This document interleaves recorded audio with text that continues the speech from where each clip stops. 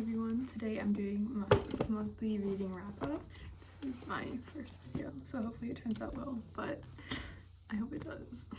So this month I read 6 books, and I'll take you through the books I read this month and when I read them. The first book I read this month was Keeping 13, which is the second book in the Boys Atonement series, a book about these high school kids in Ireland, but it's not like high school. I mean, it is high school, just like Irish high school. But what's really cool is that she actually gives like a dictionary of like the American terms and then changes them into like the Irish terms, so it's easier to understand. But these books are about Johnny and Shannon, at least the first two are, and Shannon is a new girl at school. She at a new private school called Pullman, and then Johnny is this like all-star rugby player. He's like going, like he can make the Irish national team, like that's his goal, and so he's like really good at rugby. And then these books really are just, the first two are about their relationship, and then the next two are about Shannon's older brother, and I'm reading the third one right now, which is the first one about her older brother. And then the fifth book that just recently came out is about Gibbsy, who is a side character in these books, and he's my favorite character, so I'm excited to get to those books. I really like this book. This book is a 5-star for me. The first two definitely are 5 stars for me. I love the way that it kind of like portrays like average high schoolers, even though like one of the characters is like all the boys in these books are like all-star like rugby players, like really good rugby players, and Shannon comes from kind of like not kind of a really broken family, and they really get into those topics in these first two books. So this is like, I would not read these books if you don't read the trigger warnings first, because there is a lot of them, but I love the way that the story is told. While I do like, a lot of people I feel like don't like these books because they don't think the writing's very good. I think the writing isn't necessarily the best, but like the story that she's trying to tell and like the characters and the setting and everything like makes me really love them.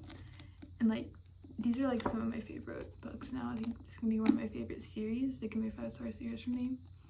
So I really like this book. It's a 5-star.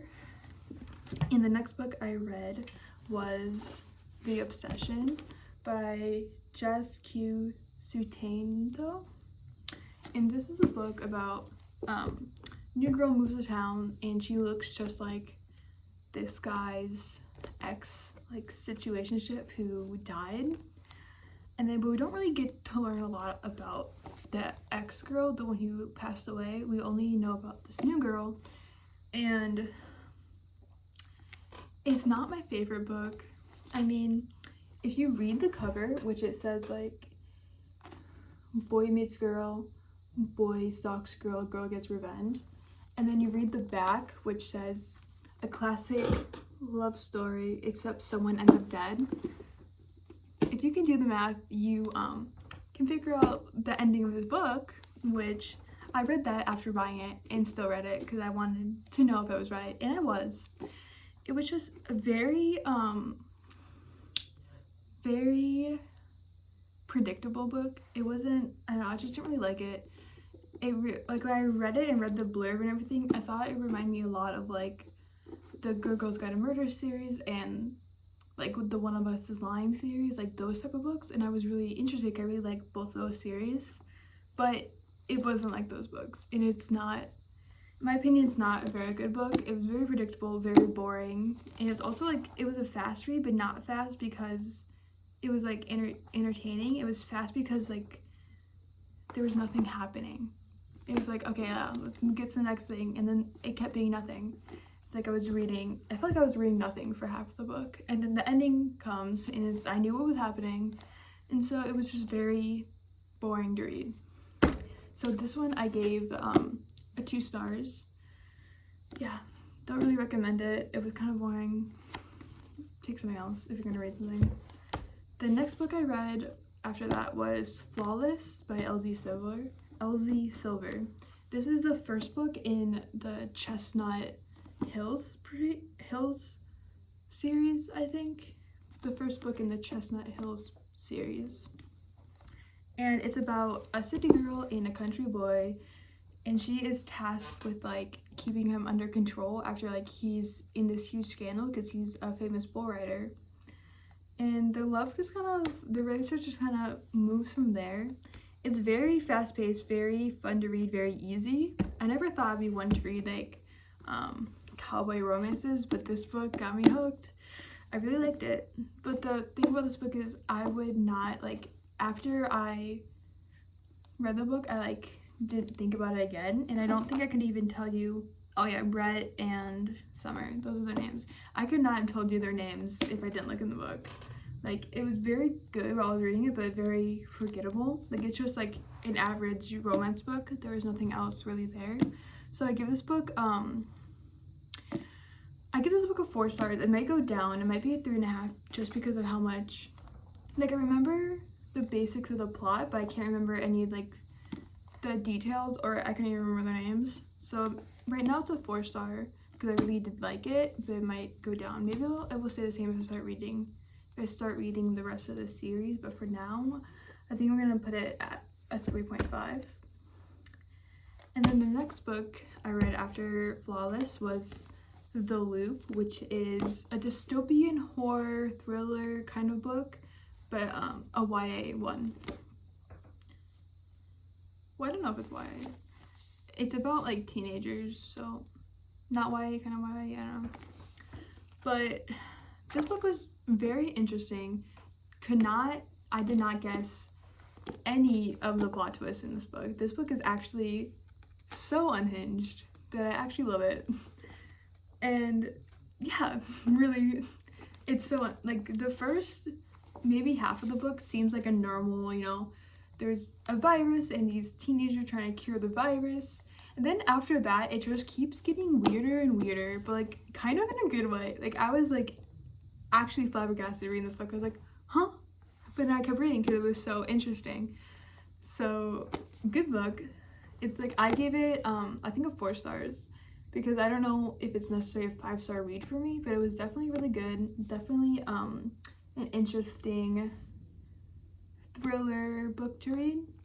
I think it's marketed, I think I found it in the thriller section, but I don't know if I really consider it that. I consider it more of a mystery kind of thriller than just a thriller.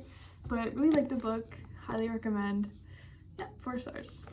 And then after that, the last 2 books I read are the Marissa Meyer Wires and Nerves comic books. And these are, I love Marissa Meyer.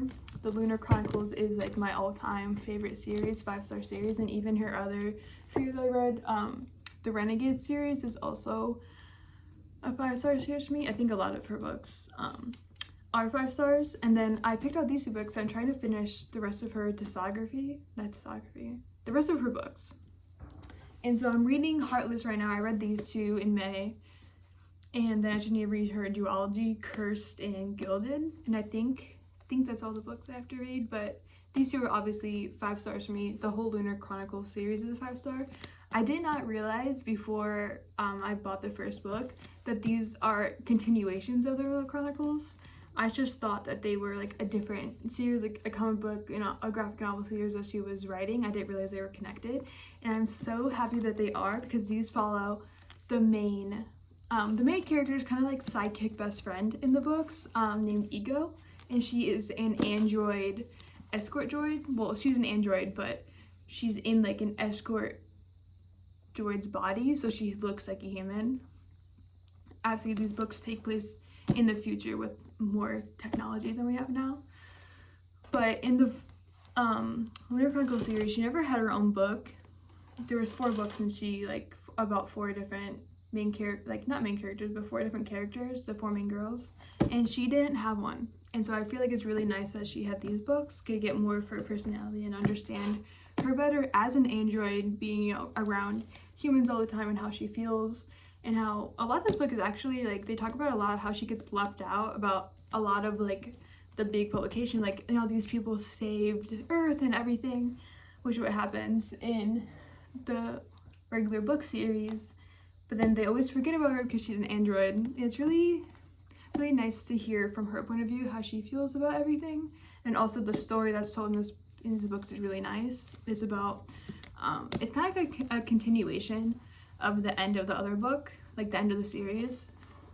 And it shows kind of like what happens after, like more of the politics, which is really interesting to me because they don't really talk about a lot of politics in the original series, but they bring them up a lot in these comic books. Well, they're graphic novels, in these graphic novels, which I think was very interesting to read.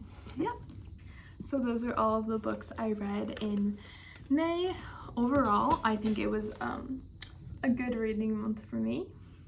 Thank you for watching, and I'll see you in the next video.